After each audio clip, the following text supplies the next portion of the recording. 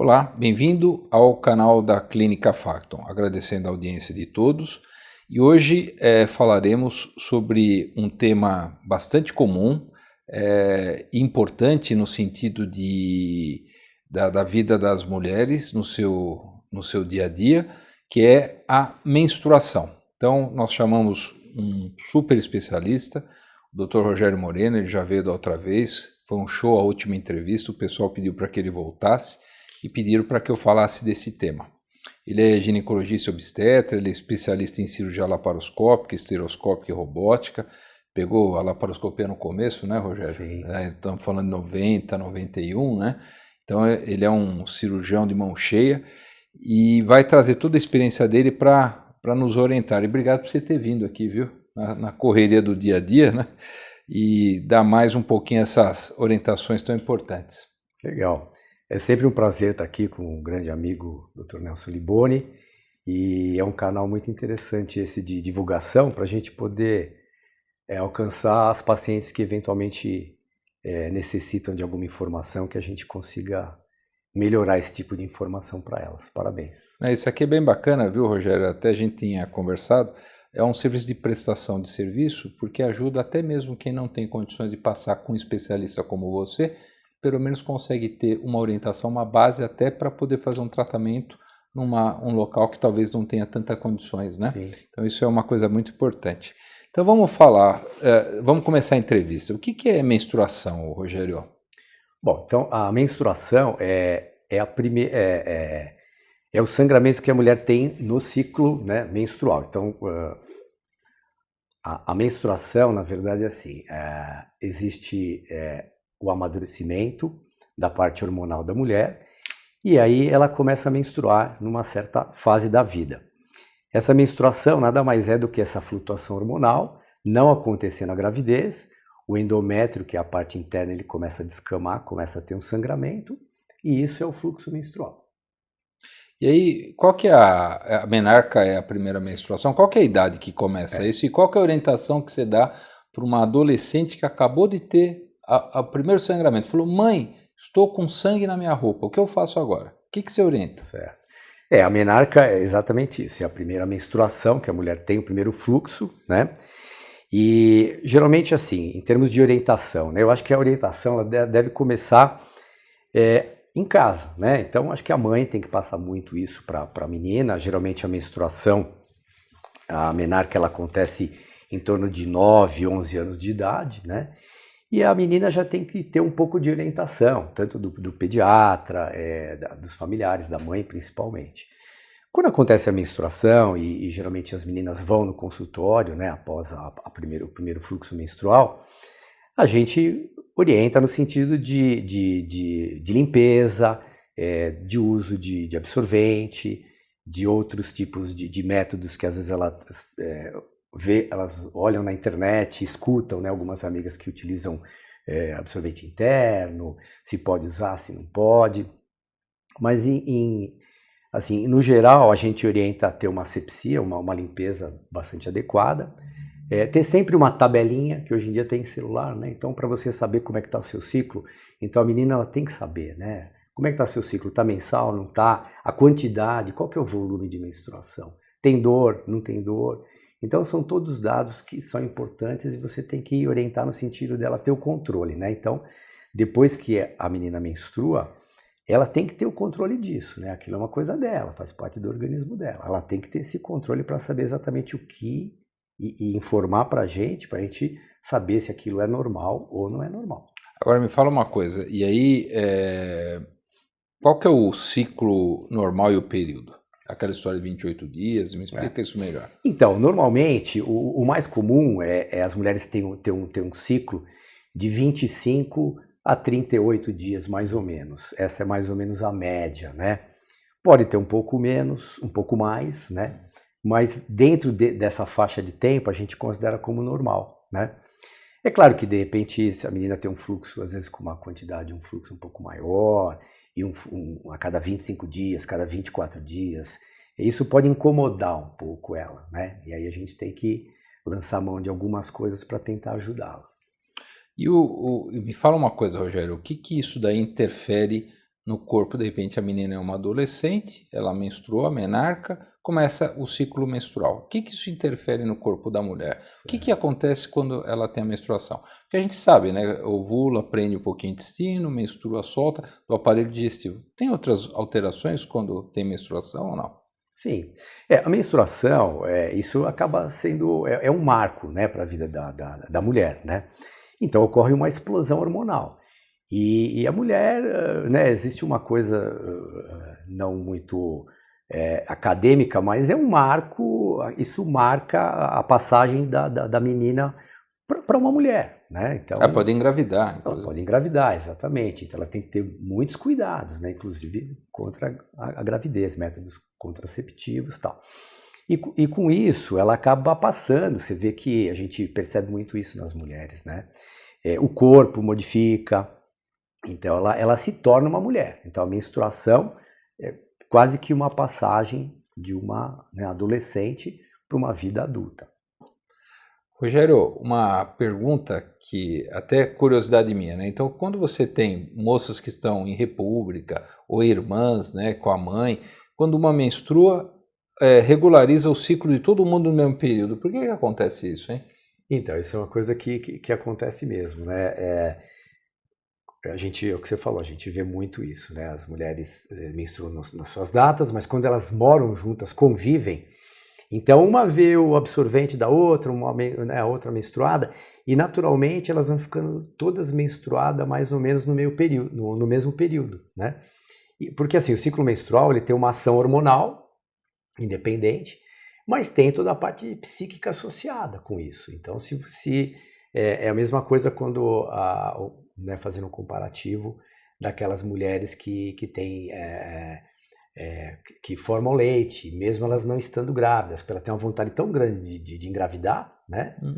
Tá. E às vezes ela forma um pouco de leite e tal, porque ela tem aquela... Então a parte psicológica tem uma influência muito grande nessa parte hormonal também, né? E outra pergunta que eu queria te fazer, às vezes a gente opera algumas pacientes que não era o período menstrual delas e logo em seguida elas menstruam. Tem alguma alteração também por estresse cirúrgico, alguma coisa assim? Isso nem tanto, porque assim, claro que o estresse cirúrgico, tudo isso pode influenciar, mas pra gente, por exemplo, que às vezes a gente mexe em ovário, então se altera um pouco a parte hormonal, né? Então, por exemplo, tem um cisto ovariano, se operou um cisto de ovário, de repente a mulher menstruou no período fora. Então, pode ter por isso, por essa alteração cirúrgica, medicamentos, estresse, anestesia, e por uma alteração hormonal anatômica mesmo, né? Você mexeu num órgão ali, né? Foco ali, chave para descer a menstruação. Tá. E aí, me fala uma coisa assim, como é que ela sabe que o fluxo menstrual dela é normal? Ela mensura isso pelo número de absorventes que ela usa? Como é que ela consegue medir? Porque tem moças que chegam a ficar até anêmicas, né? Como é que você faz essa medida? Sim. Vai uma moça no teu consultório, como é que você fala para ela qual que é o teu volume? Como é que ela mede isso e te fala? Certo. Isso é uma coisa um pouco mais complexa, né? Porque geralmente qual que é a quantidade que a gente considera como normal, né? Então isso vai de 30 a 80 ml por ciclo, mais ou menos. E é difícil você medir, né? Porque depende do absorvente, depende se é um absorvente pequeno, se ele é grande, quantas vezes ela trocou esse absorvente, porque tem mulheres que trocam absorvente 5 vezes ao dia, mas com uma quantidade muito pequena de sangue. Tem outras que trocam 2 vezes, mas com uma quantidade muito grande. Então é difícil a gente mensurar isso. Mas basicamente a gente caracteriza como uma coisa normal de 3 a 7 dias o fluxo menstrual. E o mais importante é a gente notar que isso não está causando nenhum problema para a paciente, que é principalmente a anemia. Então, se a paciente tem um fluxo de 6 dias e que para ela isso é normal, porque sempre foi 6 dias, então ela não sabe que é um fluxo de 3 dias, né? Então, para ela é 6 dias. Mas os exames estão normais, ela não tem anemia, ela não tem nenhum déficit, não tem nada, não tem desconforto, não tem dor. Para ela, 6 dias é normal. Entendi. E, Rogério, uma coisa que é comum, às vezes incapacitante, a gente tem muitas pacientes aqui que nos procuram, e até porque elas estão com TPMs e cólicas, né? O que é a TPM? A TPM tem a ver com a menstruação? O que é essa cólica? Sim. A TPM é a tensão pré-menstrual, né? Então, existe toda aquela fase do ciclo, do aumento do estrógeno, da progesterona, e próximo da menstruação aumenta muito a progesterona, que é um hormônio que teoricamente é quase que responsável por todo esse quadro, né? Que tem uma retenção hídrica, então a paciente ela incha mais, ela pode ter uma labilidade emocional, ela fica mais nervosa, ela perde um pouco o poder de concentração, briga com todo mundo, né? Existem até essas piadas da TPM, né? Que hoje em dia é muito comum. Então, geralmente é nessa fase que acontece essa mudança de humor da mulher. Tá. Na segunda fase do ciclo. E aí a cólica. E aí como é que você sabe, por exemplo, que ela pode... isso daí pode ser só normal da TPM cólica, ou se isso é uma endometriose, tem alguma diferenciação? Não? A TPM é a síndrome, né, que leva esse quadro todo de retenção hídrica, de desconforto, de alteração humoral, né? E as cólicas, as mulheres podem ter cólica sem ter a endometriose, lógico. Mas isso é uma obrigação, né, do ginecologista a partir de quando a paciente chega e refere que ela tem muita dor, dismenorreia, muita dor durante o período menstrual, a gente tem que começar a investigar isso. Quer dizer, é uma coisa familiar, sempre foi assim. Existem vários exames que a gente pode lançar a mão para fazer esse diagnóstico. Tanto que os estudos mostram que a endometriose, o diagnóstico da endometriose, ele é retardado em 10 anos. Então levam 10 anos para fazer um diagnóstico. Porque geralmente, hoje em dia a endometriose é um pouco mais divulgada, então os médicos eles estão mais atentos em relação a isso. Mas muito antigamente, né, 20 anos atrás, alguma coisa assim, é aquela história, você está tendo cólica, isso vai passar, depois que você casar, passa, né, vai ter filhos e tal, é normal. Dá anticoncepcional, dá anti-inflamatório, dá remédio e às vezes você não investiga tão bem. Mas os exames melhoraram muito, então tem como a gente fazer uma investigação bem detalhada desde o começo para ter esse diagnóstico e tratar adequadamente. Quanto antes a gente tratar a endometriose, melhor. Melhor. Então, pela própria história clínica, dali partir para a investigação armada. Rogério, existe vantagem do uso do anticoncepcional sem pausa, DIU e outros para não menstruar? Não, porque tem mulher que fala, eu gostaria de não menstruar. Existe alguma vantagem disso, não, da mulher não menstruar? Olha, em relação a ser vantajoso ou não, vai muito da paciente, o que a paciente quer, né? Então, por exemplo, você pega uma paciente que tem um fluxo menstrual, mensal, e aquele fluxo atrapalha a vida dela. Por exemplo, uma aeromoça, uma menina que faz esporte, uma mulher que é esportista. Então, tem algumas profissões que às vezes o fluxo menstrual pode atrapalhar um pouco o dia a dia dela. Então, você lançar mão de algum método para bloquear a menstruação, ela não menstruar, se torna interessante, sem dúvida. E até, eventualmente, quando a paciente tem um fluxo muito grande, mesmo anemia, não tem endometriose, mas tem uma dismenorreia, tem uma dor muito grande, é interessante você lançar a mão de um método para bloquear esse ciclo menstrual, o fluxo menstrual, para ela não ter esse desconforto no dia a dia. Então você respondeu porque isso tem uma indicação precisa, não é para todo mundo. Tá, isso é importante. Algumas coisas que eu queria saber de você, é comum. Olha, Liboni, eu estou menstruado, eu posso operar? A mulher pode operar com menstruação? Olha, pode. Na verdade, assim, se a paciente tem um quadro, por exemplo, num procedimento emergencial, a gente não tem opção.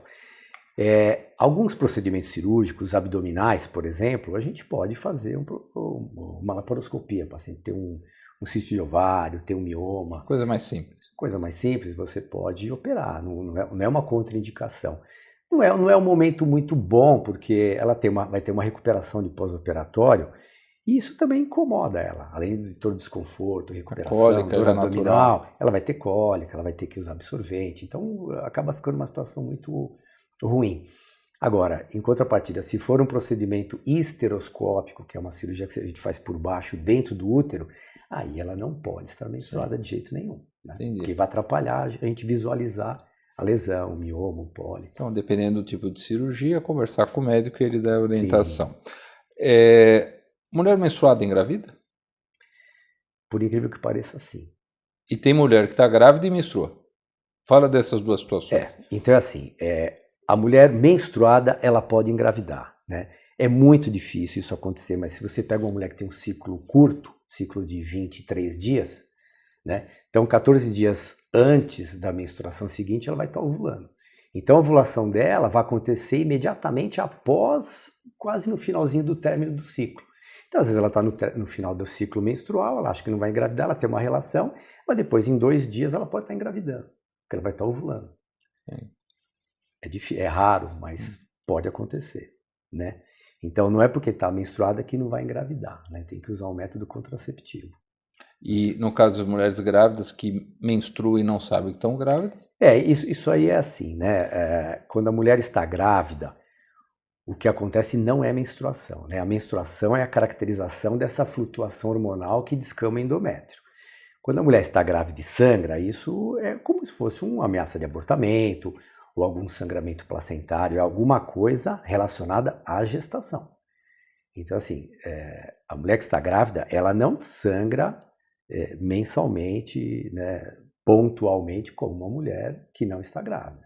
Isso não acontece. Entendi, são sangramentos. Por que algumas mulheres têm ciclos irregulares? Por exemplo, você falou 14, 28, falou certos números. Por que tem mulheres que têm o ciclo todo alterado? Certo. Bom, isso pode ser, assim, tem pacientes que às vezes a gente investiga toda a parte endocrinológica, vê se existe alguma patologia e muitas vezes você não acha alguma coisa muito indicativa. Mas no geral, as mulheres têm um ciclo um pouco mais bagunçado, ou porque tem alguma patologia, ou porque tem alguma alteração endocrinológica, né? Ovário policístico, alteração de prolactina, alteração da tireoide, né? Então, sempre tem alguma coisinha relacionada a isso que leva um ciclo bagunçado, né? Então, para essa mulher é mais difícil ainda fazer uma contracepção não hormonal, né? Fazer um coito programado, alguma coisa assim, porque o ciclo dela é muito bagunçado, então a chance dela engravidar é muito maior. Maior, claro. E me fala uma coisa, Rogério, existe alguma dieta especial que a mulher deve fazer para amenizar os sintomas? Por que tem essa vontade de comer doce, essas coisas? Me explica isso aí direito. Então, esse negócio da dieta existe, sem dúvida nenhuma. Até é uma coisa que todos, né, não só as mulheres, mas todos nós devemos fazer.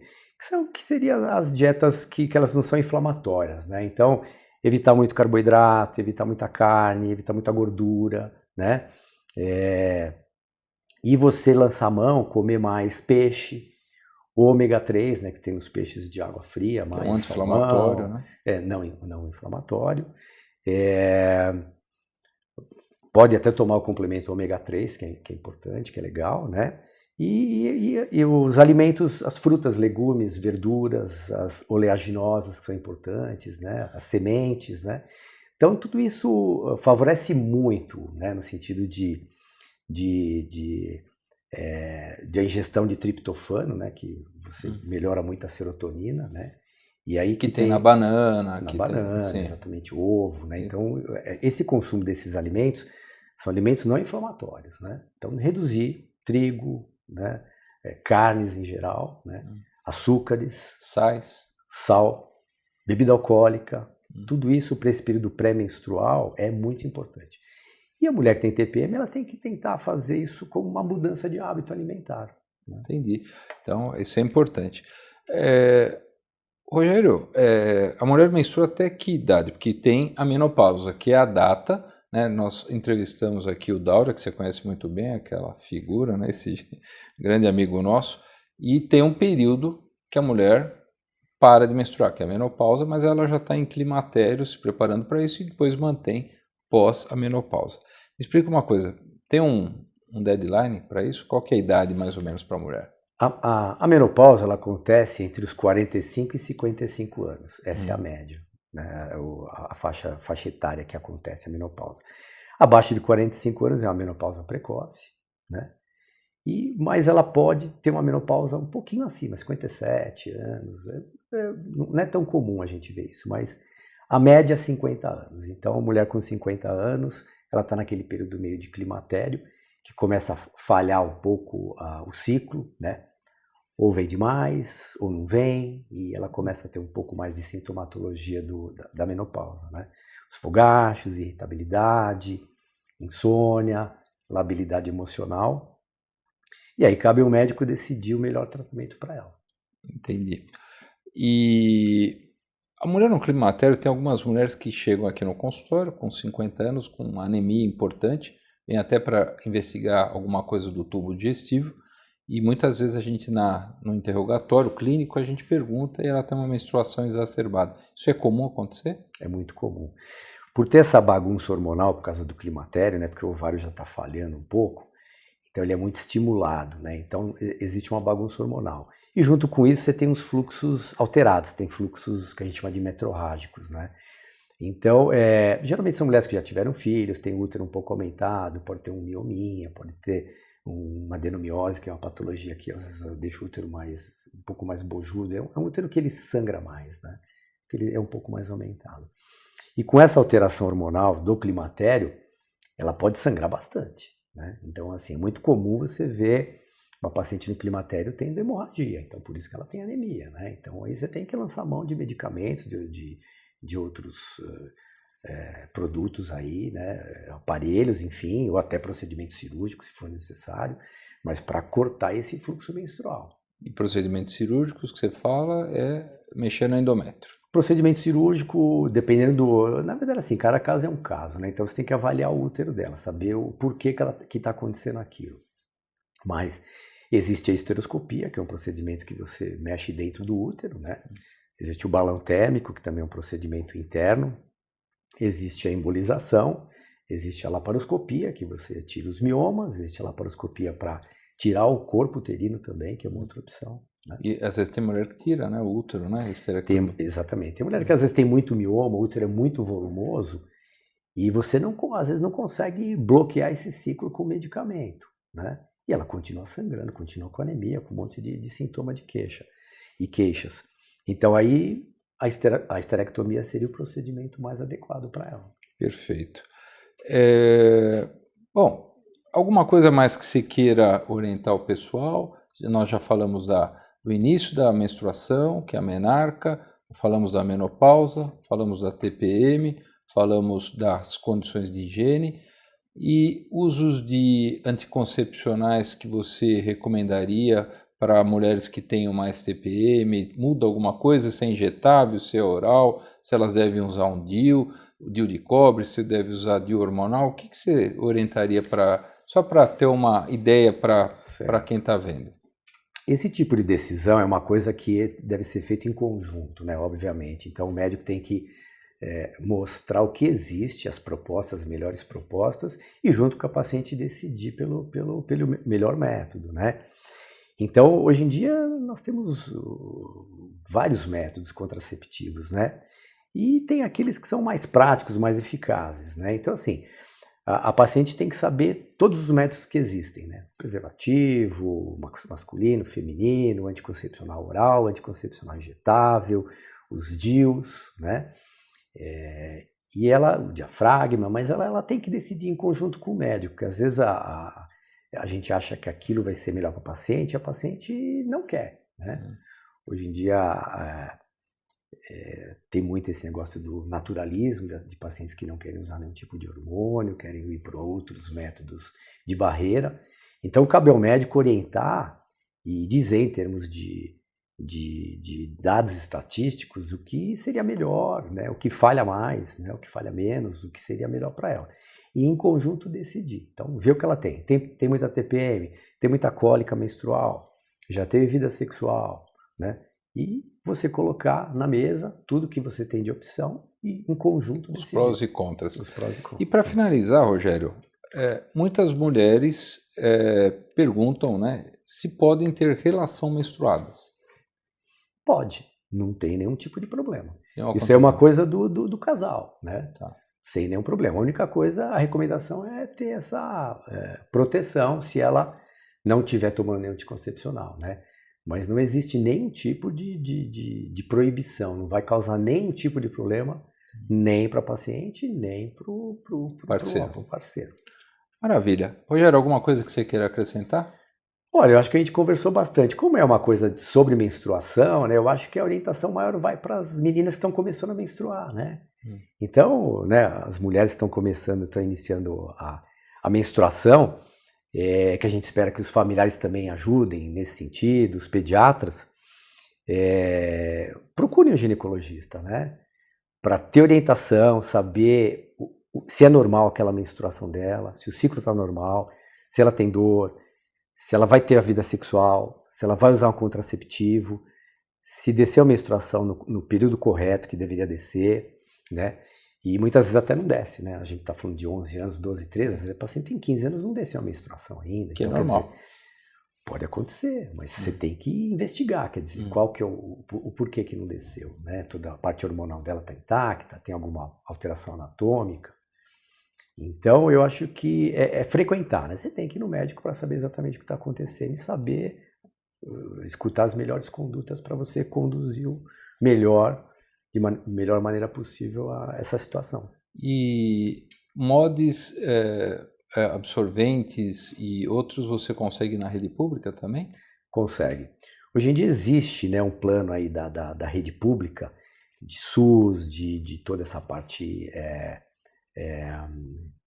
da rede pública, que eles oferecem isso. Então, as pacientes que não só anticoncepcional, mas também os absorventes também. Os absorventes também. Então, você pode entrar lá, você tem que fazer aquela carteirinha, o cadastro do SUS, e você faz parte desse plano de recebimento de absorvente e de contraceptivo também. Perfeito. Bom, Rogério, eu queria te agradecer de novo. Acho que foi extremamente importante essa entrevista, no sentido de orientação, principalmente para quem está começando, né? E que esses cuidados, né, de uma avaliação ginecológica são fundamentais para as primeiras orientações, para evitar gravidez, doenças sexualmente transmissíveis e outras coisas mais. Eu acho que isso daí assim, de extrema importância. Eu queria te agradecer de novo por você ter vindo aqui, tá? Você foi chamado porque gostaram da sua entrevista, tá bom? Eu adorei. Toda vez que você vem aqui, você arrasa. Muito obrigado, viu? Eu que agradeço, eu tenho que agradecer, é muito importante, me sinto bastante honrado em estar aqui com você é um grande amigo, e principalmente fazer esse papel de poder ajudar as pessoas, né? Então eu fico muito feliz. Obrigado, viu?